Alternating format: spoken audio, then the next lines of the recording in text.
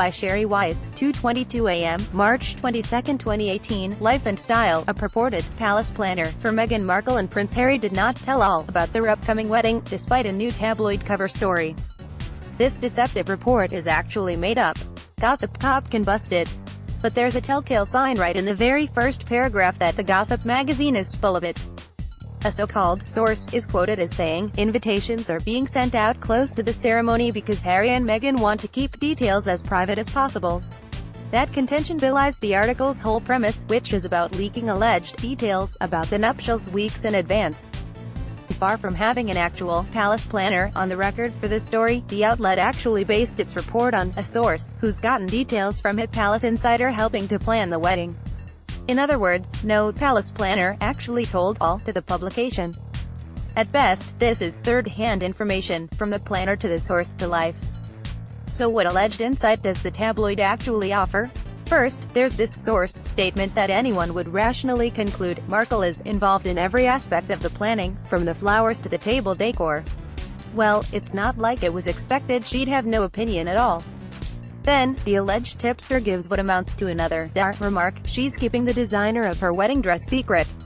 Still, it's claimed the actress is leaning toward Ralph. That isn't a new scoop, however. It was speculated earlier this month that Markle may have chosen a Ralph. The supposed snitch goes on to contend Queen Elizabeth has offered to loan her priceless tiara. That's not a revelation, either. Kate Middleton wore a tiara lent by the Queen for her wedding in 2011. There's been no reason to think Markle wouldn't be afforded the same opportunity. Meanwhile, the magazine actually admits it's a no-brainer that Middleton's kids, Prince George and Princess Charlotte, will likely have roles in the bridal party. Given that Middleton and Prince William had young relatives in their own wedding party, and considering that George and Charlotte were part of Pippa Middleton's special day last year, it's been expected that they'd be involved with Markle and Prince Harry's nuptials, too.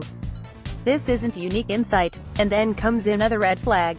While reasonably guessing that Middleton may be making her first postpartum appearance at the May nuptials, since she is due to give birth in April, the magazine repeats the untrue claim that she's expecting twin girls.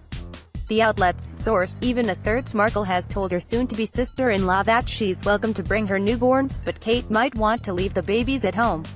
As Gossip Cop has repeatedly reported, and Kensington Palace has confirmed, there won't be newborns plural. Middleton is expecting just one baby, and any genuine source would know that. There also appears to be a contradiction as the article goes on. Despite contending in the first paragraph that invitations haven't gone out because the couple wants to keep things private, the publication nonetheless claims to know who has made the guest list. But some of those named, such as Elton John and the Spice Girls, have already publicly indicated that they may be at the historic event. So that's also not particularly insightful. Then, the tabloid claims Markle is reportedly planning to give a speech during the reception. Well, if the magazine really has a source who has spoken to a palace planner, shouldn't this contention be confirmed or denied, instead of couched with reportedly? Of course, Gossip Cop doesn't expect an outlet that alleged almost exactly a year ago that Markle and Prince Harry were going to have a Christmas wedding in the Caribbean to actually have real inside knowledge. Between that awful track record and the points made above, it's quite obvious no one is really telling all to this publication.